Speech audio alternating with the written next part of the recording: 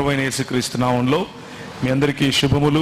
ఈ సాయంకాల సమయంలో మరి ప్రభువు మీకు తోడుగా ఉండి వాక్యంలో నుంచి కొన్ని విషయాలు నేను నేర్చుకుంటూ మీతో పంచుకోవటానికి నాకు ఇచ్చిన అవకాశము బట్టి ప్రభువుకు స్తోత్రం. అలాగే వేదిక మీద ఉన్నటువంటి పెద్దలు, నాకంటే ముందు వాక్య పరిచయం చేసినటువంటి మా ప్రియ సహోదరులు వారందరికీ కూడా ప్రభువైన యేసుక్రీస్తు నామములో మరి కృతజ్ఞతలు, శుభాలు తెలియజేస్తున్నాను. కొన్ని విషయాలు దేవుని వాక్యంలో నుంచి ఇంతవరకు దైవజనులు చెప్పినట్లుగా తక్కువ సమయంలో దేవుని వాక్యాన్ని మనము నేర్చుకోవటానికి, వినటానికి ఉపయోగపడేట్లుగా కొన్ని విషయాలను మాత్రమే మీ ముందు ప్రస్తావించే ప్రయత్నం చేస్తాను.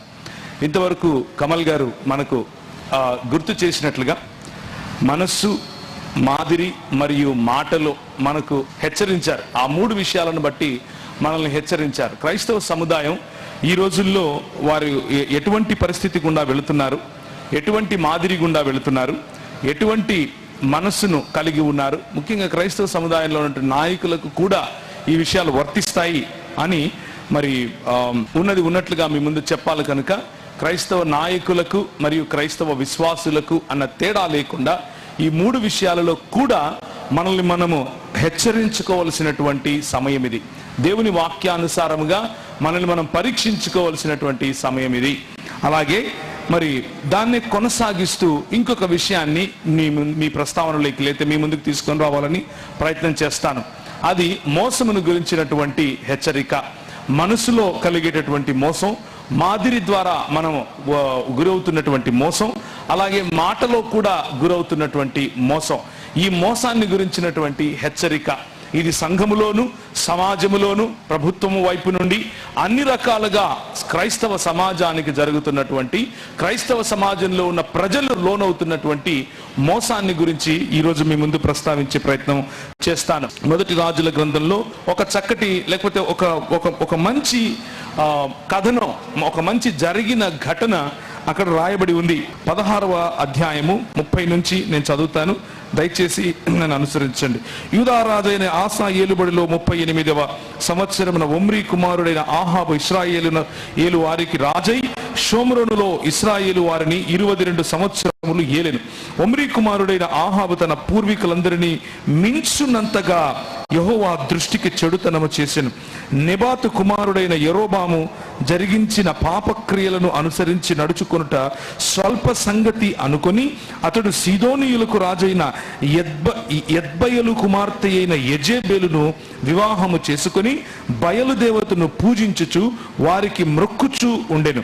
షోమ్రోనులో తాను బయలునకు కట్టించిన మందిరమును, బయలునకు ఒక బలిపీఠమును కట్టించెను. మరియు ఆహాబు దేవతా స్తంభం ఒకటి, అక్కడ పైన ఒకటి ఉంది, దాని క్రింద చూస్తే హెబ్రిలో అషేరా అన్న పదం ఉంటుంది. దేవతా స్తంభం ఒకటి నిలిపెను. ఈ ప్రకారము ఆహు చేసి ఇశ్రాయేలీయుల దేవుడైన యెహోవాకు కోపము పుట్టించెను. అతని దినములలో బెతేలీయుడైన హీయేలు యెరికో పట్టణమును కట్టించెను. అతడు దాని పునాది వేయగా అభిరాము అను అతని జ్యేష్ఠపుత్రుడు చనిపోయెను. దాని గౌనుల నెత్తుగా అంటూ జరిగిన విషయాలు మనం అక్కడ చూస్తాం. ఆ సమయంలో, ఆ నేపథ్యంలో ఆహాబు యొక్క రాచరికము వచ్చిన సమయంలో, యెజెబెలు యొక్క ప్రభుత్వము ఆ ప్రాంతంలో విస్తరించిన సమయంలో గిలాదు కాపురస్తుల సంబంధీను తిష్పీయుడైనటువంటి ఏలియా ఆహాబు వద్దకు వచ్చి, ఆల్ ఆఫ్ ఎ సడన్ ఈ సీన్ జరుగుతోంది. ఈ సీన్ మధ్యలో ఒక ఆయన ఎంటర్ అవుతాడు. ఆయన ఏలియా. ఆ ఏలియా ఆయన ముందుకు వచ్చి, దాదాపు ఇది జరిగినప్పుడు ఆయన వయస్సు ఎంత ఉంటుంది అన్న దాఖలాలు మన దగ్గర లేకపోయినప్పటికీ ఆయన ఇది మొదలుకొని 3 సంవత్సరములు, ఆ తర్వాత ఒక 40 దినాలు, ఆ తర్వాత కొన్ని దినాలు ఆయన గడిపినటువంటి సమయాన్ని గనక క్యాల్కులేట్ చేస్తే దాదాపు మధ్య వయస్కుడు తర్వాత, అంటే 45-50 సంవత్సరాల వయసులో ఉండొచ్చు అన్నటువంటి, లేకపోతే రాజులను పట్టాభిషేకం చేసేటటువంటి వయస్సు ఉండవచ్చు అన్నది ప్రజల యొక్క అంచనా. థియోలోజియన్స్ అలా అంచనా వేస్తారు. అలాంటి వయసు ఉన్నటువంటి ఒక ఏలియా అనేటటువంటి ప్రవక్త వచ్చి ఆయన అంటాడు, ఎవని సన్నిధిని నేను నిలబడి ఉన్నానో ఇశ్రాయేలు దేవుడైన ఆ యెహోవా జీవము తోడు, నా మాట ప్రకారముగాక ఈ సంవత్సరములలో మంచైనను వర్షమైనను పడదని ప్రకటించను. పిమ్మట యెహోవా వాక్కు అతనికి ప్రత్యక్షమై, నీవు ఇచ్చటి నుండి తూర్పు వైపునకు పోయి యోర్దానుకు ఎదురుగా కెరీతు వాగు దగ్గర దాగియుండుము. ఆ వాగు నీరు నీవు త్రాగుదువు. అచ్చట నీకు ఆహారము తెచ్చినట్లు నేను కాకోలములకు ఆజ్ఞాపించి తినని అతనికి తెలియజేయగా, అలాగే ఉదయము సాయంత్రము ఆయనకు అవసరమైనటువంటి భోజన పానీయాలను కాకోలములు తీసుకుని రావటం మనం చూస్తాం.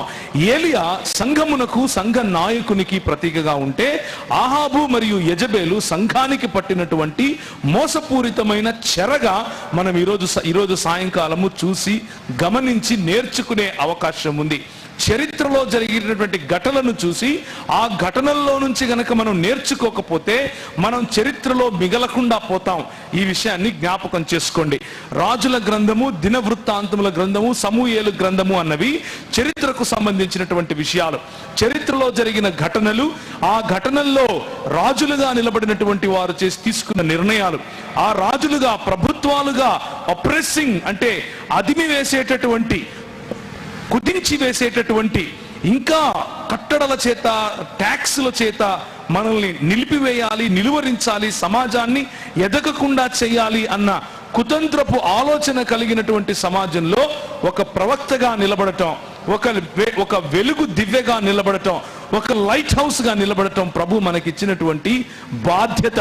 ఆ బాధ్యతను గుర్తు చేస్తూ ఈరోజు కొన్ని విషయాలు ప్రభువు పట్ల మోసపోకుండా దేవుని సంఘం ఉండటానికి నీ బాధ్యత, నా బాధ్యత ఏమిటి అన్న విషయాన్ని గుర్తు చేసే ప్రయత్నం చేస్తాను. మనము చాలాసార్లు దేవుని వాక్యమును చూసినప్పుడు, దేవుని వాక్యము పట్ల మనం చాలా గొప్ప గొప్ప ఆలోచనలు కలిగి ఉన్నప్పుడు కేవలము దేవుని వాక్యాన్ని పొట్టకూటి కోసము అమ్ముకునేటటువంటి రోజుల్లో మనం బ్రతికి ఉన్నాం అని గుర్తు చేసుకోండి. కొన్ని దినాల క్రితము నేను మీ ఊరి గురించే మాట్లాడుతున్నాను, మీకు ఇష్టం లేకపోతే చెవులు మూసుకోండి, కానీ ఇది సత్యము, చెప్పి తీరుతాను. కొన్ని దినాల క్రితం యూట్యూబ్లో ఒక వీడియో చూశాను. అందులో కొంతమంది పాస్టర్ గారులు, నేను ఎంతగానో గౌరవించే, నాకు తెలిసినటువంటి వారు కూడా ఆ గుంపులో ఉన్నారు. దీన్ని ఏమంటారు, పాలకొల్లు ఈ ప్రాంతంలో ఉన్నటువంటి పాస్టర్ గారులు, దైవజనులు ముందుకొచ్చి అందులో ఒక ఆయన ఈ విధంగా మాట్లాడుతున్నాడు. ఫలానా పెద్ద సేవకుడు అని చెప్పుకునే ఆయన మా ఊరికి వచ్చి ఒక స్క్రీన్ పెట్టి వాక్యం చెప్తాడంట. ఆయన వాక్యం చెప్పడం కారణంగా మా పొట్టలు కొడతాడా అని అడుగుతున్నాడు. మా కడుపులు కొట్టడానికి ఆయన మా ఊర్లోకి వచ్చి డిజిటల్ స్క్రీన్ మీద దేవుని వాక్యం ప్రకటిస్తాడంట. ఇందుకు నేను ఆయన్ను వ్యతిరేకిస్తున్నాను, ఆయనకు విరోధంగా నేను నా నిరసనను ప్రకటన చేస్తున్నాను అని చెప్పి ఒక 5-6 మంది, ఒక 10 మంది ఇచ్చిన ఇంటర్వ్యూలో, ఇచ్చినటువంటి ఇంటర్వ్యూలో ఆ ఇద్దరు ఇదే మాట చెప్పారు, మా కడుపులు కొడుతున్నారు. ఏం చెప్పాలనుకుంటున్నాం మనము సంఘ నాయకులముగా? సమాజానికి ఏం చెప్పాలనుకుంటున్నాం?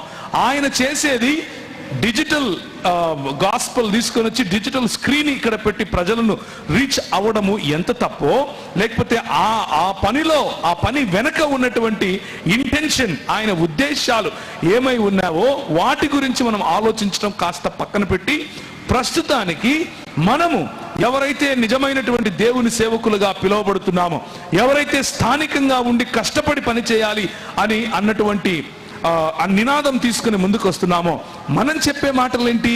మా కడుపులు కొట్టడానికి ఆయన వస్తున్నాడు అన్నటువంటి ఆలోచన. అంటే దేవుని వాక్య వితరణ అన్నది, దేవుని రాజ్య స్థాపన అన్నది మన కడుపులను నింపేటటువంటి వృత్త. మన కడుపులను నింపకుండా ఆపినందుకు నిరసన. ఇదే భీమవరం ప్రాంతం, భీమవరం నుంచి పాలకొల్లు ప్రాంతం, పాలకొల్లు నుంచి నరసాపురం ప్రాంతం వరకు యేసు ప్రభు దేవుడు కాదు అని మీటింగ్లు పెడితే సంఘలో బైబిల్ పెట్టుకుని వెళ్ళిపోయారు మన వాళ్ళు. అప్పుడెందుకు నిరసన రాలేదు? ఎంతమంది ఎస్ఎం నాయుడు అనే వ్యక్తి ఇదే పాలకొల్లు ప్రాంతంలో ఉంటూ యేసు ప్రభువు దేవుడు కాదు, యెషువా మెస్సియా అన్నటువంటి ఒక ప్రత్యేకమైన సంఘాన్ని స్థాపించి ఆ తర్వాత యూదుల బోధన చేసి ఇప్పుడు యేసు ప్రభువు ఒక దొంగ ప్రవక్త అని చెప్పేటటువంటి ఒక వ్యక్తి ఉంటే ఆ వ్యక్తి వెనుక ఎందుకు నిరసన రాలేదు?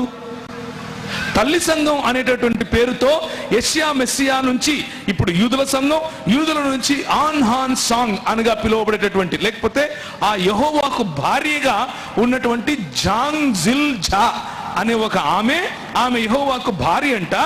ఆ సంఘం ఈరోజు పాలకులలో ఈ ప్రాంతంలో కనిపిస్తూ ఉంటే నోరు మెదపని మన క్రైస్తవ నాయకులు మా పొట్ట కొడుతున్నారు అని నోరు తెరిచేటటువంటి దౌర్భాగ్యపు దినాల్లో మనం ఉన్నాం. ఇది నిజమైన సత్యం. జాగ్రత్తగా వినండి. దేవుని కొరకు రోషము కలిగి బ్రతకాలి అని అనుకున్నటువంటి ప్రజలు, దేవుని కొరకు రోషము కలిగి దేవుని రాజ్య స్థాపన చేయాలి అని ఆలోచించినటువంటి క్రైస్తవ నాయకులు అని అంటే పాస్టర్లులే అని కూర్చున్న మీతో కూడా మాట్లాడుతున్నా. నాతో నన్ను నేను ప్రశ్నించుకుంటున్నాను, నన్ను నేను హెచ్చరించుకుంటున్నాను. ప్రభు అయిన యేసు నా శిష్యునిగా నువ్వు రా అని పిలిచిన ప్రతి ఒక్కడు, దేవుని యొక్క ప్రతి శిష్యుడు ఆయన సంఘములో నాయకునిగానే పిలువబడ్డాడు. ఎవరో ఒకరిని నడిపించటానికే, ఎవరో ఒకరిని శిష్యత్వంలోకి నడిపించటానికే మనం పిలువబడ్డాం. ఆ పిలుపునే ప్రవక్తల యొక్క పిలుపుతో పోల్చి నేను ఈరోజు మీతో మాట్లాడుతున్నాను. ఏలియా చేసినటువంటి పరిచర్య ఇటువంటి పరిచర్య. రాజు భార్యతో కలిసి, యెజబేలుతో కలిసి నిర్ణయించినటువంటి, తీసుకుని వచ్చినటువంటి కట్టడలు, ఎత్తైన ప్రదేశాలలో వారు కట్టినటువంటి దేవతా స్తంభాలు. ఇశ్రాయేలు రాజ్యము దేవుని రాజ్యము. ఇశ్రాయేలు మరియు యూదా కలిసి దేవుని రాజ్యముగా పిలువబడింది. దేవుడు ఎన్నుకున్నటువంటి కనాను ప్రదేశము, దేవుడు ఎన్నుకున్నటువంటి పాలు తేనెలు ప్రవహించు ప్రదేశము. అందులో దేవుని ఆశీర్వదించాడు. నిన్ను ఆశీర్వదించిన వారిని నేను ఆశీర్వదిస్తాను అని చెప్పాడు. నిన్ను దూషించిన వారిని నేను శపిస్తాను అని చెప్పాడు. అటువంటి దేవుని రాజ్యములో, అటువంటి దేవుని నిబంధన మందసం ఉండవలసినటువంటి ప్రదేశములో దేవుని ఆలయమును నిర్మించి, ఆ భవ్య ఆలయములో దేవుని యొక్క షకైనా మహిమ దిగి వచ్చినప్పుడు చూసి సంతోషించి జేజేలు కొట్టినటువంటి ఇదే ప్రజలు ఇప్పుడు దేవతా స్తంభముల ఎదుట నిలబడి, ఆషేరు దేవత ఎదుట నిలబడి ధూప దీప నైవేద్యాలు వేస్తూ ఉంటే, ఆహా భలే ఉంది అని రాజు దానికి సరిపోయేటటువంటి కట్టడలు సృష్టించినటువంటి సమయం. ఆ రాజు నన్ను కొడతాడు, అమ్మా నా పొట్ట కొడుతున్నాడు అన్నది కాదు ఆలోచన. నా పొట్ట కొట్టినా పర్వాలేదు, దేవుని రాజ్యం కోసం నిలబడతాను అని ఒక వ్యక్తి బయటకు వచ్చాడు. 45-50 సంవత్సరాలు. ఈ రోజైతే అంటాం, ఒక 5 ఏళ్ళు ఉంటే రిటైర్ అయిపోతావు, నీకెందుకయా ముసలాయన, ఇంటికెళ్ళి పడుకోవచ్చు కదా. నా దేవుని దూషించాడు, నా దేవుని రాజ్యమును చెరపడుతున్నాడు. నా దేవుని రాజ్యమును చెరపట్టినప్పుడు నేను నోరు మెదపకుండా ఉంటే నాకంటే దౌర్భాగ్యుడు ఇంకొకడు లేడు అని అర్థం చేసుకున్నాడు. కనుక దేవుడు చెప్పింది చెప్పినట్లు ఆయన ముందుకొచ్చి ఆహాబు ఎదుట నిలబడి చెప్పాడు, చస్తావు అని చెప్పాడు. ఆహాబు, దేవుడైన యెహోవా జీవము తోడు, నా మాట ప్రకారముగాక ఈ సంవత్సరములలో మంచైనను వర్షమైనను పడదని ప్రకటించాడు. ప్రకటించమన్నది శుభవార్త కాదు, ప్రకటించమన్నది అశుభవార్త. ప్రకటించమన్నది అరిష్టమనేటటువంటి వార్త. ఆ అరిష్టమనేటటువంటి వార్తను కూడా ధైర్యముగా పాలకుల ఎదుట నిలబడి ఛాలెంజ్ చేసి మాట్లాడేటటువంటి పిలుపును మనం కలిగి ఉన్నాం. ఆ పిలుపును మర్చిపోయి ఆ పొట్టలు కొడుతున్నారు అనే పిలుపు వైపుకు వచ్చామనంటే ఎంత దౌర్భాగ్యపు క్రైస్తవ జీవితాలు జీవిస్తున్నామో ఒక్కసారి ఆలోచించాలి. నేను కేవలము బయటకు వచ్చినటువంటి ఆ సహోదరుల గురించి మాత్రమే మాట్లాడట్లేదు, బయటికి రాకుండా లోపలే ఉండి ఈ ఆలోచనలో ఉన్నటువంటి నా క్రైస్తవ సహ పని వారితో కూడా మాట్లాడుతున్నాను. నాతో పాటు కలిసి పని చేసేటటువంటి మన అందరితో మాట్లాడుతున్నా. నా అంతటా నన్ను గురించి నేను ప్రశ్నించుకుంటున్నాను. ఇది ఒక మోసము కాదా? ఇది సాతాను వేసే బిస్కెట్ కాదా? ఆ బిస్కెట్కు పడిపోయి దేవుని రాజ్యమును నిర్మించాల్సినటువంటి మనము సొంత రాజ్యాలు, చిన్న చిన్న గుంపులు కట్టుకొని మనం సంతోషపడి ఇంట్లో ఆహాలు చేయట్లేదా? ఇది మొదటిగా మనము అర్థం చేసుకోవాల్సినటువంటి విషయం. యేసు ప్రభువు కొరకు రోషము కలిగి జీవించండి అని అంటే, ఎవరో వేరే వాళ్ళు వచ్చి నా పొట్ట కొడుతున్నారు అని నా పొట్ట కోసము రోషము కలిగి జీవిస్తే ప్రభు అంటాడు, నీ పొట్టే నీకు దేవుడు. ఈరోజు మన సంఘ పరిస్థితులు ఇవే. 6వ వచనం, అక్కడ కాకోలములు ఉదయమును రొట్టెను మాంసమును అస్తమయమందు రొట్టెను మాంసమును అతని యొద్దకు తీసుకొని వచ్చుచుండెను. అతడు వాగు నీరు త్రాగుచు వచ్చెను. మనము గనక దేవుడిచ్చిన పిలుపును నిజంగా అర్థం చేసుకొని యేసు ప్రభువు కొరకు మనము రోషము కలిగి గనక బ్రతికితే, ఏ కాకోలములైతే చచ్చిపోయిన పురుగును కూడా వదలవో అలాంటి కాకోలములు ఫ్రెష్ గా బిర్యానీ తీసుకొచ్చిస్తాయి. ఇది దేవుడు చేసేటటువంటి ఆయన కార్యములు ఇలా ఉంటాయి. ఏ కాకైతే వచ్చి నీ సంఘంలో ప్రజలను తన్నుకొని పోతుందేమో అని భయపడుతున్నావో, ఆ కాకి బిర్యానీ పెట్టి వెళుతుంది నీకు, దేవుని కొరకు రోషంగా నిలబడితే. ఆయన ఇంకా పెద్ద ఆయన. వీళ్ళు ఇలా అన్నాడని ఆయన ఉన్న హుందాతనము అదంతా మర్చిపోయి కోటేసుకుంటాడు, లక్షలకు లక్షలు సంపాదిస్తాడు, నిలబడి అంటాడు వీళ్ళందరూ డాష్ గాళ్ళు. ఇది మన బతుకు. బయటికి కనిపించటానికేమో మంచి మంచి మాటలు మాట్లాడతాం, సాటిగా నీతో పని చేసే నీ సేవకుండేమో డాష్ గాడు అని పిలుస్తాం. దాని బదులు ఏదో ఒక తిట్టు పెట్టాల్సింది. పిల్లలందరూ ఆ డాష్ లో ఏది కావాలంటే అది రాసుకుంటున్నారు. Shame on us, my brothers, my sisters. మనకు సిగ్గుండాలి. ఇటువంటి క్రైస్తవ జీవన విధానం ప్రభువు కోరుకున్నదా అన్న విషయాన్ని మనం ఆలోచించాలి. రోషము కలిగి బ్రతకాల్సిన దినాలలో, రోషము కలిగి ప్రభుత్వాన్ని ప్రశ్నించాల్సిన దినాల్లో ఒక ఆయన అంటాడు, నా దగ్గర ఒక 5 మంది ఉన్నారు, ఒక 10 మంది ఉన్నారు, ఒక లిస్ట్ రాసుకుని 5,000 కోసం అప్లై చేస్తాను అని అంటాడు. వాళ్ళు బిస్కెట్లు వేస్తారు, మీరు తినండి, ఆ తర్వాత తోక ఊపుకుంటూ. ఇది సాతాను వైపు నుంచి వచ్చేటటువంటి బిస్కెట్ కాదా? ఆలోచించండి. కాకోలముల చేత ఆయన మన కడుపును నింపగలవాడు. కడుపు కోసం మనము పని చేయకూడదు. అంతటా యెహోవా వాక్కు అతనికి ప్రత్యక్షమై ఇలాగు సెలవిచ్చెను, నీవు సీదోను పట్టణ సంబంధి అయిన సారేపెతు అను ఊరికి పోయి అచ్చట ఉండుము. నిన్ను పోషించుటకు అచ్చటనున్న ఒక విధవరాలికి నేను సెలవిచ్చి తిని. అందుకతడు లేచి సారేపెతునకు పోయి పట్టణపు గవిని యుద్ధకు రాగా ఆ విధవరాలు అచ్చట కట్టెలు ఏరుచుండెను. Look at this miracle. దేవుని యొక్క అద్భుతమును చూడండి. ఇలాంటి అద్భుతములు ప్రభు మన జీవితంలో చేయటానికి ఆయన చేతులు ఏమైనా కురచైపోయాయంటారా? మనం బొచ్చ పట్టుకొని బయటికి వెళ్ళి అడుక్కోవాల్సిన దినాలు వచ్చాయంటారా? ప్రభు అంటాడు, నువ్వు వెళ్ళు, నువ్వు రోషము కలిగి నా కొరకు నా దేవుని నా రాజ్య స్థాపన కోసం నిలబడ్డావు కదా, రాజులని లెక్క చేయకుండా వారిని హెచ్చరించి వచ్చావు కదా, నేను నీకు ఒక బంపర్ ఆఫర్ ఇస్తున్నాను. వెళ్ళు, అక్కడ ఒక విధవరాలు ఉంటుంది. విధవరాలు తనంతానికి కష్టపడుతోంది. ఒక్క కొడుకున్నాడు. ఈ రోజు రాత్రి ఈ రొట్టె తినేసి నేను నా కొడుకు చచ్చిపోదామని నిర్ణయించుకొని పుల్లలేరుకుంటూ ఉంటే నాకు వచ్చి అన్నం పెట్టమంటావు ఏంటి? నీళ్ళు అడిగావు, నీళ్ళు ఇచ్చాను, సరే సరిపోయింది. ఒక రొట్టె ముక్క పట్టుకొని రావంటావు ఏంది? ఆనెస్ట్ గా మనసులో ఉన్నది ఉన్నట్లు చెప్పేసింది. అయ్యా, ఇది నా పరిస్థితి. ఈయన అన్నాడు, దేవుడు నన్ను పంపించాడమ్మా నీ దగ్గరికి, నేను నీతో ఉన్నంత వరకు నువ్వు నాకు భోజనం పెడుతూనే ఉంటావు, నువ్వు తింటావు. అది జరిగింది. ప్రభువు ఇచ్చిన పిలుపుకు నమ్మకముగా మనం వెళితే, ప్రభువు ఇచ్చిన పిలుపుకు నమ్మకంగా వెళితే ఎడారిలో సెలయేళ్లను ఆయన తీసుకుని రాగలుగుతాడు. ప్రభువు ఇచ్చిన పిలుపుకు నమ్మకముగా మనం రోషము కలిగి నిలబడితే విధవరాండ్ర చేత మనకు భోజనము ఆయన బలహీనుల చేత మనకు బలాన్ని ఆయన తీసుకుని వచ్చి ఇస్తాడు.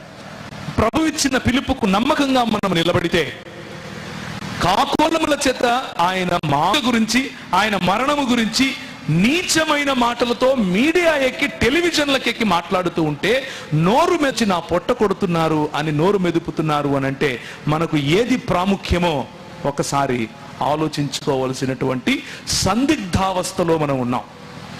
అలాంటి దౌర్భాగ్యపు పరిస్థితిలో మనం ఉన్నాం.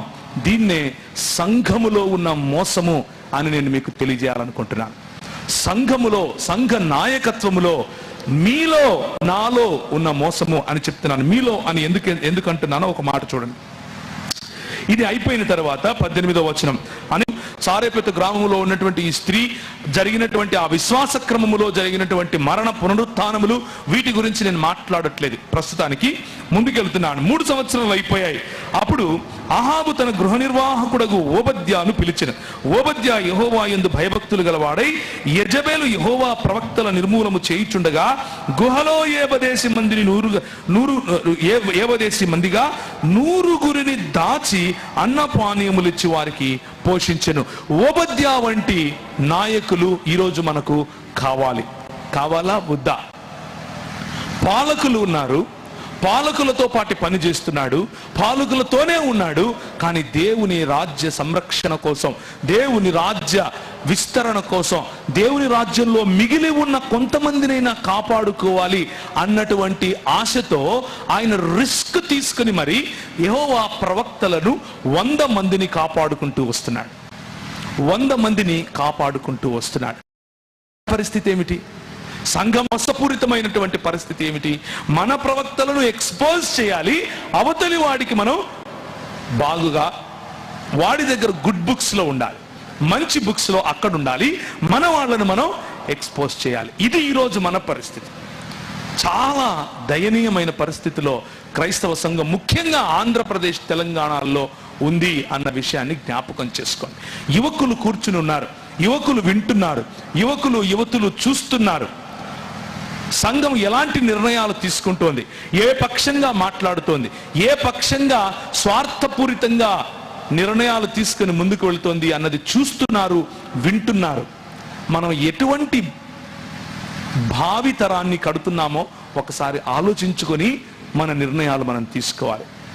మన పిల్లలు రేపు మనల్ని ఏమని ప్రశ్నిస్తారో, మన పిల్లలు రేపు ఎటువంటి క్రైస్తవ్యాన్ని భారతదేశానికి పరిచయం చేస్తారు అన్న ఇంగితము కూడా మర్చిపోయి మరి ఈ రోజుల్లో నీరు గారిపోయిన రోషము లేని క్రైస్తవ జీవన విధానంలో గనుక మనం ఉంటే మనల్ని మనం ప్రశ్నించుకోవాల్సినటువంటి సమయం ఇది.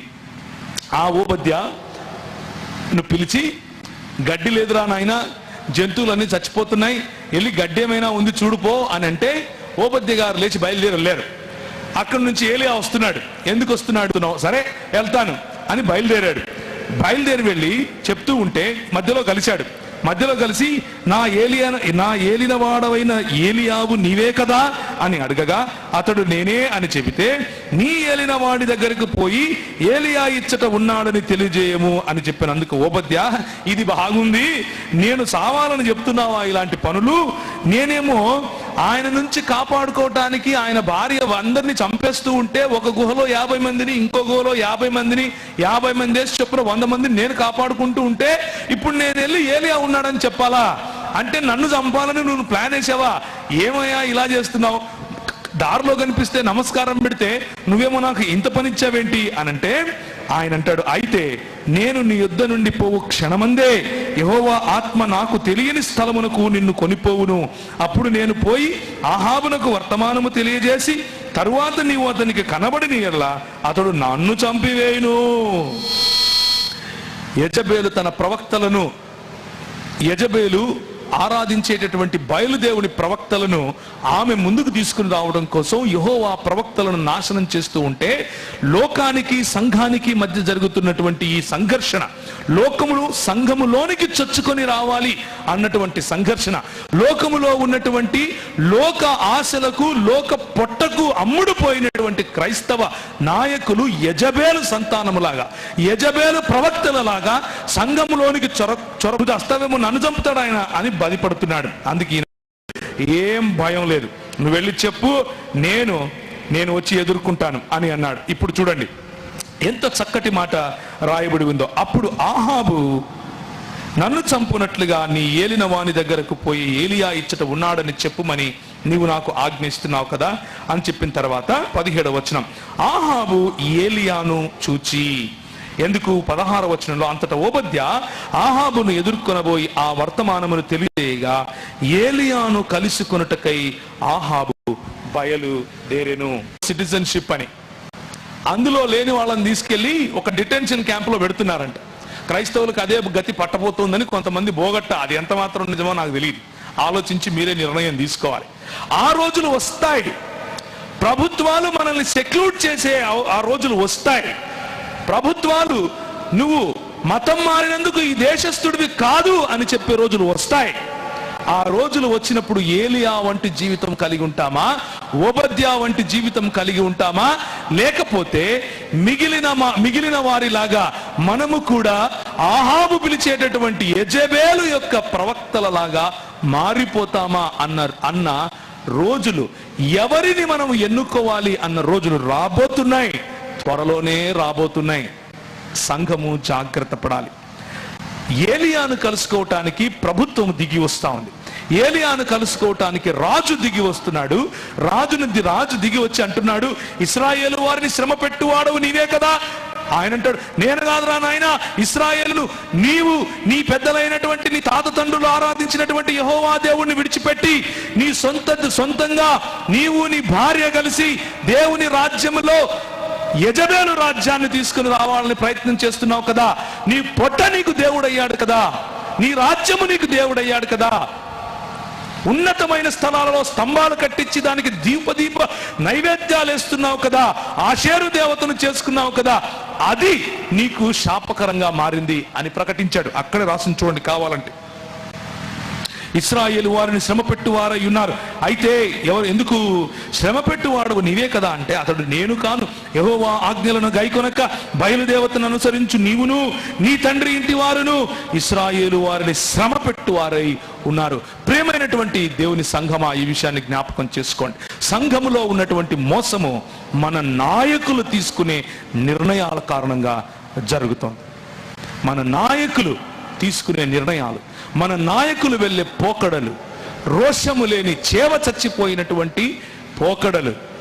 యేసు ప్రభువును నిందిస్తే పర్వాలేదు, ఆయన తల్లిని నిందిస్తే పర్వాలేదు, క్రైస్తవ సంఘాన్ని నిర్వీర్యం చేసే నిర్ణయాలు తీసుకుంటే పర్వాలేదు, కానీ వేరే ఆయన వచ్చి సంఘం పెడితే నా పొట్ట కొడుతున్నాడు అని బయటకు వస్తున్నాం చూసారా?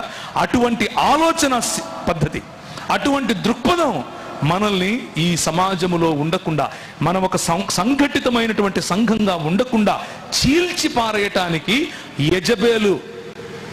యెజబెలు ఆలోచన కలిగిన వారు పన్నుతున్నటువంటి పన్నాగం.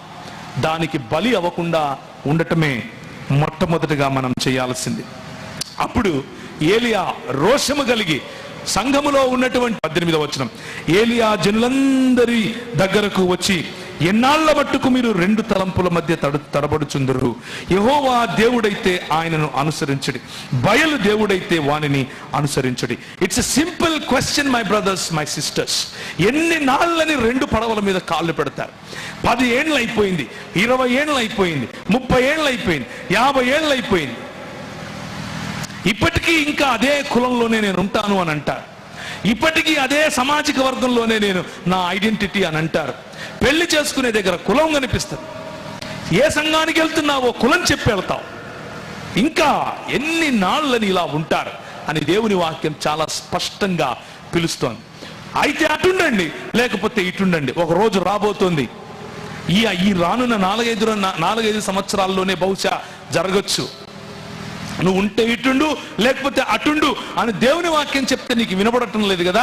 పాలకులు చెప్తారు, పాలకుల చేత ప్రభు చెప్పిస్తాడు. పాలకుల చేత ప్రభు చెప్పించినప్పుడు ఓరి గగ్గోలు పెడుదురు గాని అప్పుడు తెలుస్తుంది నిజమైనటువంటి క్రైస్తవుడు ఎవరు, నిజమైనటువంటి క్రైస్తవుడు ఎవరు కాదు అని. ప్రియమైనటువంటి సంఘమా, ఏలియాను పోలి మనం జీవించాలి. ఏలియాను పోలి అయితే ఇటు, లేకపోతే అటు, తాడో పేడో తేర్చుకోండి అని అంటే, ఈరోజు సంఘంలో మనం ఎలాంటి రెస్పాన్స్, ఎలాంటి ప్రత్యుత్తరం, ఎలాంటి స్పందననైతే ఇస్తున్నామో చాలా ఆశ్చర్యం కలిగేట్లుగా ఆ రోజు కూడా అదే స్పందన. చూడండి 21వ వచనంలో, బయలు దేవుడైతే వానిని అనుసరించుడని ప్రకటన చేయగా జనులు అతనికి ప్రత్యుత్తరముగా ఒక్క మాటైనను పలుకకపోయారు. అంత మనలాగానే ఉన్నారు కదా వీళ్ళు, ఒక్క మాట కూడా పలకటం లేదు, సైలెన్స్. ఏంటినా కొన్ని 100 సంవత్సరాలుగా మేము ఇట్లే ఉన్నాం కదా, అది ఓకే ఇది ఓకే అంటున్నాం కదా, ఈయన వచ్చి ఇప్పుడు ఇటన్నా అటన్నా అంటాడేంటి? ఒక్క మాట కూడా పలకలేదు. దేవుని వాక్యముతో హెచ్చరిస్తే మనకు స్పందన రాదు. ఇది సంఘములో నాయకుల వైపు నుంచి కాదు, సంఘ సభ్యుల వైపు ఉన్నటువంటి మోసం గురించి మాట్లాడుతున్నారు. సంఘ సభ్యుల్లో ఉన్నటువంటి మోసపూరిత ఆలోచన విధానం గురించి మాట్లాడుతున్నారు. ఒక్క ప్రత్యుత్తరం రాదు. దేవుని వాక్యము చేత హెచ్చరిస్తే అటన్నా ఉండు ఇటన్నా ఉండు అని అంటే అర్థం కాక ఏమి మాట్లాడక నిర్ణయించుకోలేని పరిస్థితి. కానీ అది అయిపోయిన తర్వాత ఏలియా అంటాడు, సరే నేను ఒక అద్భుతం చేస్తాను అని చెప్పి ఈ బలిపీఠాన్ని కట్టించి దాని మీద ఎద్దును తునకలుగా చేసి పెట్టేటటువంటి అద్భుతం గురించి మాట్లాడినప్పుడు వీళ్ళు అంటారు 24వ వచనం, తరువాత మీరు మీ దేవతల పేరు పెట్టిన ప్రార్థన చేయుడి, నేనైతే యెహోవా నామమును బట్టి ప్రార్థన చేయుదును. ఏ దేవుడు కట్టెలను తగలబెట్టుట చేత ప్రత్యుత్తరం ఇచ్చునో ఆయనే దేవుడని నిశ్చయించుదము రండని ఏలియా మరలా జనులతో చెప్పగా ఏమన్నారు జనులందరూ? ఆ మాట మంచిదని ప్రత్యుత్తరం ఇచ్చారు. ఇది మనకు కావాలి. మనకి ఏం కావాలి అని అంటే ఎంటర్టైన్మెంట్ కావాలి, యాక్టివిటీ కావాలి. దేవుని వాక్యంతో హెచ్చరిక వస్తే స్పందించాం, కానీ నేను అద్భుతం చేస్తాను అని అంటే స్పందించేస్తాను. అబ్బా ఇది భలే ఉంది, భలే ఉంది, తాళీ బజావ్ అనగానే అందరూ ఓకే ఓకే అంటున్నారు. ఇది క్రైస్తవ సంఘానికి పట్టినటువంటి, పాత రోజులలో ఉన్నటువంటి ఇదే చెదలు ఈ రోజుకు పట్టి ఉంది. మనం మాత్రం అర్థం చేసుకోలేకపోతున్నాం. పేతురు అంటాడు, అయ్యా నేను ఆ కొండ మీద ఉన్నానయ్యా, యేసు ప్రభుతో కలిసి తిరిగాను, యేసు ప్రభుని తాకాను, ఆయన దగ్గరికి ఏ ఏలియా అయితే ఈ కొండ మీద నిలబడి నువ్వు అటుంటావా ఇటుంటావా అని ప్రశ్నిస్తున్నాడో ఆ ఏలియా దిగొచ్చాడు. అది చూసి నేను చెవులార విన్నాను, పైనుంచి ప్రభు తండ్రి అయినటువంటి దేవుడు మాట్లాడుతున్నాడు, ఈయన నా ప్రియకుమారుడు, ఈయన మాట వినుము అని చెప్తూ ఉంటే నేను విన్నాను. అదంతా విన్నాను, కానీ అంతకంటే స్థిరమైన ప్రవచన వాక్యము మన చేతిలో ఉంది అని మొదటి పేతురు గ్రంథంలో చాలా కుండ బద్దలు కొట్టినట్టు చెప్తున్నాడు.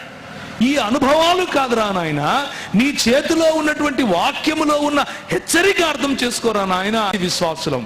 కానీ చేవ చచ్చిన రోషము లేని విశ్వాసులమని చెప్పుకునే జీవితం.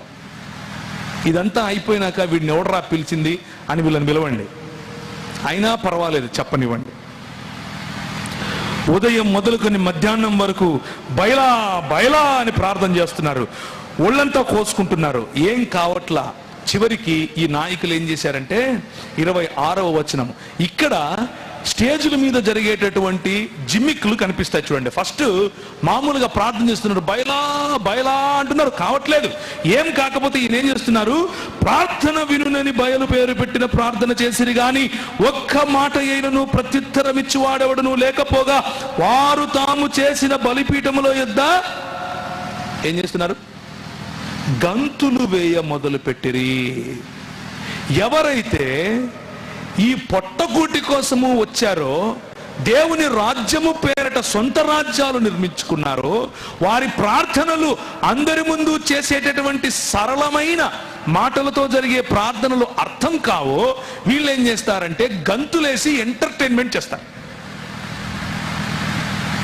జిమ్మిక్కులు చేస్తారు, లేనిపోనివి సృష్టించే ప్రయత్నాలు చేస్తారు, ఒళ్ళు కోసుకుంటారు, బూడిదేసుకుంటారు, ఇంకా ఏవేవో చేస్తారు. చేసి మభ్య పెడుతూనే ఉంటారు, మీరు మభ్యపడుతూనే ఉండండి. ఇదే మన తలరాత అని చెప్పండి. వీళ్ళు గంతులేస్తూ ఉంటారు, మనం చూస్తూ ఉంటాం. ఇది ఈ రోజుకు కూడా మన సంఘాల్లో జరుగుతున్నటువంటి మోసపూరితమైన దొంగ ప్రవక్తలు చేసేటటువంటి పని. సంఘములో చొరబడినటువంటి దొంగ ప్రవక్తలు, రోషము లేని ప్రవక్తలు. మొన్న ఒక ఆయన వచ్చాడంట మీ ఊరి దగ్గరే, ఇంతవరకు సోదరులు చెప్తుంటే విన్నాను. ఆయన వచ్చి అంత పరిచయం చేసిన తర్వాత మొదటి రోజే చెప్పాడంట, అమ్మ కానుకలు ఎక్కువ వేయండి, కొంచెం గట్టిగా వేయండి అని. రెండో రోజు వచ్చి అన్నాడంటే, మీరు ఇచ్చిన కానుకలు మాకు డీజిల్ కూడా సరిపోవట్లేదు అన్నాడంట. ఏం సేవ చేస్తున్నాం మనం, ఏం పరిచర్య చేస్తున్నాం చూడండి. తిరుగులేని పరిచర్య. గట్టిగా ఇవ్వండి అని ముందే చెప్పేసాయి, ఆ తర్వాత మీరు ఇచ్చింది డీజిల్కి కూడా సరిపోలేదని చెప్పు, మళ్ళా గంతులు ఎద్దువు కానీ మళ్ళా కోసుకుందు. ఇట్లా అవతలోడు వచ్చి ఏమన్నా భిక్షం వేస్తాడు. What a shame on us, my brothers, my sisters, what a shame. ఇది దేవుని రాజ్య నిర్మాణమునకు మనం పనిచేసే పద్ధతి. మర్యాద చొప్పున కత్తులతోనూ శస్త్రములతోనూ తమ దేహములను కోసుకుంటున్నారు చూసారా. అలాగే మన మర్యాదలు మనం మొదలు పెట్టేసుకున్నాం. కానీ ఏలియా నిలబడతాడు. ఏలియా నిలబడి మాట్లాడి అంటున్నాడు, ఏమయ్యా వాడు దేవుడు అంట కదా, ఇంకా అరవండి, కేకలేయండి.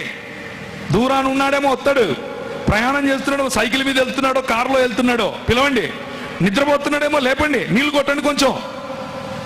He's mocking at them.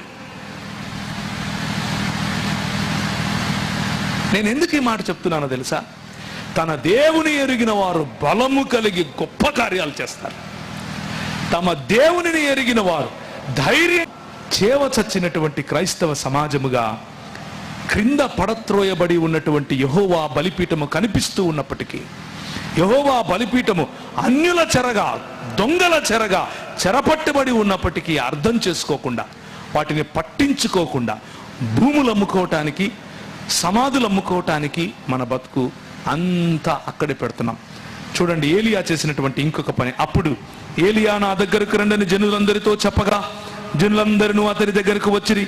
అతడు క్రింద పడద్రోయబడి ఉన్న యెహోవా బలిపీఠమును బాగు చేసి, the call that we have today my brothers my sisters, మనకున్న పిలుపు ఏమిటి అనంటే పడద్రోయబడినటువంటి యెహోవా బలిపీఠమును తిరిగి నిర్మించాలి. పునర్నిర్మాణము అన్నటువంటి పనిలో ప్రభు మనల్ని పిలుస్తున్నాడు. అల్పసంఖ్యాకులమైనటువంటి మనము దేవుని రాజ్యమును భరతఖండంలో ఆయన బలిపీఠమును నిలబెట్టాలి. కులం అనే దాని వెనక దాచుకోవటం మన పని కాదు, దోచుకోవటం మన పని కాదు. మోసం అన్నది జరుగుతూ ఉన్నప్పుడు సంఘాల్లో లేచి నిలబడి మాట్లాడగలగాలి. లేచి నిలబడి పోయి ఇంకా నిలబోయి 3 సార్లు పోయి తొట్లు నిండిపోవాలి, పొర్లిపోవాలా. అయినా కానీ ప్రార్థన చేస్తే మండుతుంది.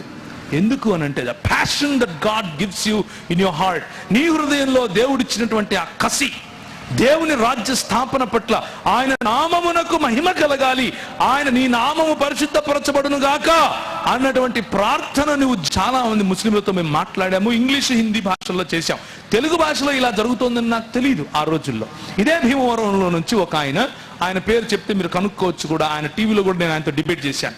ఆయన ఈ ప్రాంతంలో తనకున్నటువంటి భార్య దగ్గరికి వస్తాడు. 15 రోజులు ఇక్కడ ఉంటాడు. ఆ 15 రోజుల్లో ఎన్ని పుస్తకాలు పంచుతాడు, ఎంతమందిని క్రైస్తవులను ముస్లింగా చేస్తాడు. టీవీలకెక్క చెప్తున్నాడు యేసు ప్రభు ఓమా కతలుహు యకీనా, ఆయన అసలు చచ్చిపోనే లేదు అని చూస్తున్నారు. ఒక్కడు నిలబడి మాట్లాడలేదు. The fate that we have created for the church. సంఘానికి, సంఘ నుసిటి పైన రాస్తున్నటువంటి రాతలు మన చేతులారా ఇలా ఉన్నాయి. కానీ ఏలియా అటువంటి జీవితాన్ని కలిగి లేడు. చివరిగా, మొదటిగా నాయకుల వైపు నుంచి వస్తున్న మోసం, రెండవదిగా సంఘస్థులు చేస్తున్న మోసం నేను మీకు వివరించాను. మూడవదిగా, నా సమయం అయిపోయింది, 5 నిమిషాల్లో ముగిస్తాను, ప్రభుత్వాలు చేస్తున్నటువంటి మోసం. ఆ ప్రభుత్వము చేస్తున్నటువంటి మోసం ఏమిటి అనంటే, చూశాడు యెహోవా అగ్ని దిగి వచ్చింది. 38వ వచనం, దహనబలి పశువును, కట్టెలను, రాళ్లను, బుగ్గిని దహించి కందకమందున నీళ్లను ఆరిపోచేస్తే యెహోవాయే దేవుడు, యెహోవాయే దేవుడు అని జనులందరూ కేకలు వేయటం మొదలు పెట్టారు. ఒక్క నాయకుడు నిలబడి, ఒక్క నాయకుడు కనుక రోషము కలిగి ప్రభువు కోసం పనిచేస్తే సంఘములో వచ్చే స్ఫూర్తి ఇలా ఉంటుంది. రాజు అక్కడ నిలబడుకుని ఉన్నాడు. రాజు ఎదుటనే వాళ్ళు నిర్ణయం చేసుకున్నారు, ఇటుపక్కుంటారా అటుపక్కుంటారా అని. అంటే యెహోవాయే దేవుడు, యెహోవాయే దేవుడు అని నిర్ణయించుకుని కేకలు వేశారు. ఆ తరువాత నువ్వు వెళ్ళి భోజనం చేయిపో, వర్షం పడుతుంది అని చెప్పి పంపించేశాడు. విశ్వాసముతో ప్రార్థన చేశాడు, వర్షము పడింది. 19వ అధ్యాయంలో యెజబేలు ఒక దూత చేత ఏలియాకు ఈ వర్తమానమును పంపించెను, రేపు ఈ వేళకు నీ ప్రాణమును వారిలో ఒక ప్రాణమును వలె చెయ్యని ఎడల దేవుడు నాకు గొప్ప అపాయము కలుగజేయును అని ఆమె అంటోంది. యెజబేలు అన్నది ప్రభుత్వంలో ఉండి విధి విధానాలను మనకు సూచిస్తుంది. యెజబేలు అన్న పేరు ఆహాబును ఇన్ఫ్లుయెన్స్ చేసేటటువంటి భావజాలాన్ని సూచిస్తుంది, రాజుల భావజాలం. ఏంటా భావజాలం అనంటే ఏకేశ్వరవాదాన్ని నశింప చేయాలి. ఏంటా భావజాలం అనంటే సత్యదేవుడిని కనిపించకుండా చేయాలి, సత్యదేవుని యొక్క ప్రవక్తలను నిలువరింప చేయాలి, సత్యదేవుని యొక్క ప్రవక్తలను నాశనము చేయాలి. యెజబేలు యొక్క ఆలోచన విధానము ఏమిటి అనంటే బయలుదేవత యొక్క ప్రవక్తలను నిలబెట్టాలి. బయలుదేవత దేనికి సాదృశ్యం అనంటే ball is a God of homosexuality, Baal is a god of abortion. Baal is a god of divorce. Baal is a god of self-mutilation. బయలుదేవతను అనుసరించే వాళ్ళు ఏం చేస్తూ ఉంటారు అని అంటే వాళ్ళ సొంత అంగాలు కోసుకొని ఇస్తూ ఉంటారు. చేతులు కోసుకోవడం, తలలు కోసుకోవటం, బలులు అర్పించడం, పిల్లలను బలు అర్పించడం, అబార్షన్లు, హోమోసెక్షువాలిటీ, ధనం, వీటన్నిటికీ కూడా ఆ యెజబేలు లేకపోతే బయలు అన్నది దేవుడు. యేసుక్రీస్తు ప్రభువు మనకిచ్చేటటువంటి పిలుపు ఏమిటి అనంటే బీ లైక్ ఎలైజా, దేవుని యొక్క ప్రవక్త అయినటువంటి ఏలియాలా ఉండి ఈ యెజబేలు మీద ఉన్నటువంటి ముసుగును తీసివేయాలి. యెజబెలు మీద ఉన్నటువంటి ముసుగును తీసివేయటంలో మనకు హాని జరిగే అవకాశము కూడా ఉంది. హాని జరిగే, ఇబ్బందులు జరిగేటటువంటి రోజులు కూడా రావచ్చు. కానీ ప్రభు అంటాడు, ప్రకటన గ్రంథం 2వ అధ్యాయం, ముగిస్తున్నాను. ప్రకటన గ్రంథం 2వ అధ్యాయం 20వ వచనం ఒకసారి చూస్తారా? సంఘముతో మాట్లాడుతూ ఆయన అంటాడు, ప్రకటన గ్రంథం 2వ అధ్యాయం 20వ వచనంలో, ఆయనను నీ మీద తప్పు ఒకటి నేను మోపవలసి ఉన్నది, ఏమనగా తాను ప్రవక్త్రినని చెప్పుకొనుచున్న యెజబెలను స్త్రీని నీవు ఉండనిచ్చుచున్నావు.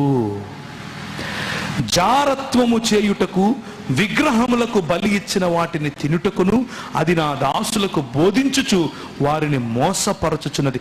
ఈ మోసము సంఘములో ప్రభుత్వము రూపములో వచ్చింది,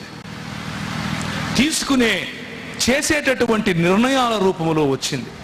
ఏ భావజాలాన్నైతే మన మధ్యలో ఇది అంగీకరించాల్సిందే అని చెబుతోందో ఆ భావజాలం రూపంలో వస్తోంది. చాలా ప్రభుత్వాలు క్రైస్తవ సంఘాలను ఈ యెజబెలుల వలె అణిచివేసే ప్రయత్నం చేశారు. ఈరోజు భారతదేశంలో కూడా అదే జరగబోతోంది. కానీ ప్రియమైనటువంటి క్రైస్తవ సంఘమా, ఒక్క నాయకుడు ఏలియా వంటి వాడు పరిగెట్టి వెళ్ళిపోయాడు. చచ్చిపోతాన్రా నాయన అని వెళ్ళిపోయాడు. దేవునితో మాట్లాడుతున్నాడు. ఏమని మాట్లాడుతున్నాడంటే, ఆమె నన్ను చంపేస్తుందంట. యెహోవా వాక్కు అతనికి ప్రత్యక్షమై, ఏలియా ఇచ్చట నీవేమి చేయుచున్నావని అతన్ని అడగగా, అతడు ఇశ్రాయేలు వారు నీ నిబంధనను త్రోసివేసి నీ బలిపీఠములను పడగొట్టి నీ ప్రవక్తలను ఖడ్గము చేత హతము చేశారు. సైన్యములకు అధిపతి యెహోవా కొరకు మహారోషము గలవాడనై నేను ఒక్కని మాత్రమే ఉన్నాను. సంఘములో చాలా మంది నాయకులు ఇదే అనుభవం గుండా వెళుతున్నారు. Lord, what is going on? అంత ఏంటి ప్రభువా ఇలా జరుగుతోంది? నేను ఒక్కడే ఉండిపోయానా? రోషము కలిగిన వాళ్ళు ఇంకెవరూ లేరా? Let me encourage you my brother, my sister. నువ్వు ఒక్కడివి వేల మందితో సమానం. ప్రభు అంటాడు, నువ్వు ఒక్కడివి కాదు నాయన, నేను వేల మంది నాకు ఇంకా మిగిలిన్నారు. 7,000 మంది. 18వ వచనం, మహారోషము గలవాడనే నేనున్నాను. ఆ తర్వాత ప్రభు అంటాడు, ఒక పర్వతం మీదికి వెళ్ళి 11వ వచనంలో, యెహోవా ఏమైంది? ఆ వైపునకు సంచరింపగా బలమైన పెనుగాలి, భయంకరమగు పర్వతములు బద్దలైపోయాయి, శిలలు చిన్నాభిన్నములు అవుతున్నాయి. కానీ యెహోవా ఆ గాలి దెబ్బ యందు ప్రత్యక్షము కాలేదు. భూకంపం వచ్చింది. ఆ తర్వాత భూకంపం అంతా వస్తే యెహోవా ఆ భూకంపములో ప్రత్యక్షం కాలేదు. ఆ భూకంపమైన తర్వాత మెరుపు పుట్టింది, కానీ ఆ మెరుపునందు యెహోవా ప్రత్యక్షము కాలేదు. ఇప్పుడు యెహోవా ఎక్కడ ప్రత్యక్షమయ్యాడో చెప్పాలి, కానీ వాక్యం ఇక్కడ కాలేదు అంటాడేంటి? అంటే మహా అద్భుతములు గడగడగడగడగలాడిపోవాలి. నేను ప్రార్థన చేస్తే అంతా దాని ఏమంటారు, వణికిపోవాలి. వాటిల్లో కాదు దేవుని ప్రత్యక్షత. ఏం చేస్తున్నా అలాంటి పరిస్థితుల్లో, భయంకరమైన ఒంటరితనం అనేటువంటి పరిస్థితిలో, చుట్టూ చూస్తున్న గలిబిలిలో ప్రభు ఎలా ప్రత్యక్షమవుతున్నాడు చూడండి. మెరుపు ఆగిపోగా మిక్కిలి నిమ్మళముగా మాట్లాడు ఒక స్వరము వినబడెను. నీ మనస్సును మోసపరచుకోకుండా ఉంటే మిక్కిలి నిమ్మళముగా మాట్లాడు ఒక స్వరం నీకు వినబడుతుంది. ప్రియులారా, నీ ప్రవర్తనను మోసపుచ్చుకోకుండా హెచ్చరించిన మాటలను మనసులోకి తీసుకుంటే మిక్కిలి నిమ్మలముగా మాట్లాడు ఒక స్వరము మీకు వినబడుతుంది.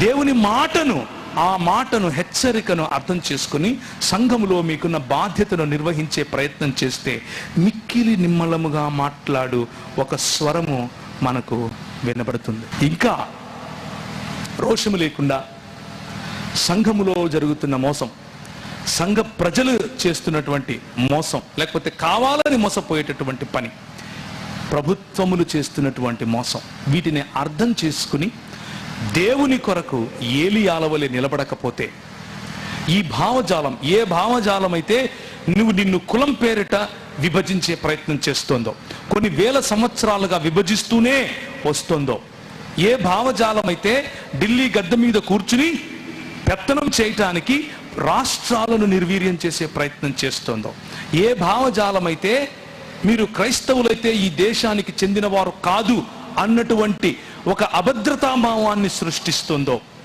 ఏ భావజాలం అయితే దళిత బలహీన బడుగు వర్గాలకు రావలసినటువంటి హక్కులను హరించే విధంగా ఈ మన దేశ రాజ్యాంగాన్ని మార్చే ప్రయత్నం చేస్తోందో, అందరూ వింటారని అనుకుంటున్నారా? వినడం కోసమే మాట్లాడుతున్నాను.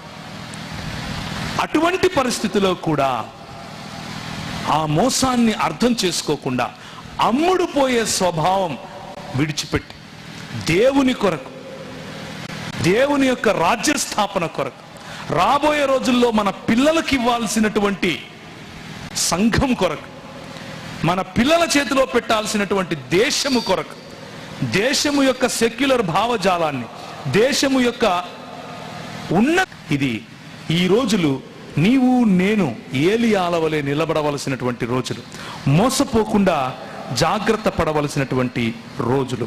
మన మనసును, మన మాదిరిని, వాక్యమును లేకపోతే మాటను, ఆ మాటలో ఆ మనసుకు, మాదిరికి, మాటకు ఇచ్చినటువంటి హెచ్చరికను గనక మనం సరిగ్గా అర్థం చేసుకుంటే మోసము అన్నటువంటి హెచ్చరిక కూడా మనకు అర్థమవుతుంది.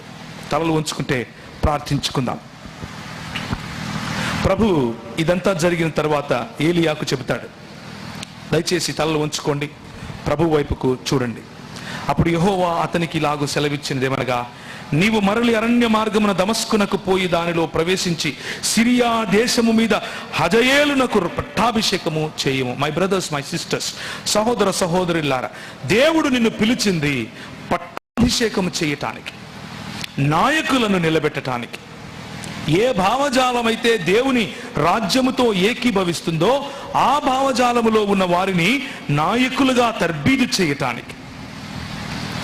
7,000 మంది నీకు తోడుగా ఇంకా ఉన్నారు అన్న విషయాన్ని మర్చిపోకుండా, నాకెందుకులే, నేనెందుకులే, నేనేం చేస్తానులే అన్న ఆలోచన కాకుండా, పొట్టకూటి కోసం వచ్చినటువంటి పరిచర్యలాగా కాకుండా, దేవుని రాజ్యమును నిర్మించే పరిచర్య, దేవుని రాజ్య విస్తరణ చేసే పరిచర్య, రాజులు సైతము దిగివచ్చి మాట్లాడే, దిగివచ్చి మనతో పరామర్శించే పరిచర్య, అలాంటి పరిచర్య కోసం ప్రభు మనల్ని ఆశీర్వదించినట్లుగా ప్రార్థించుకుందాం.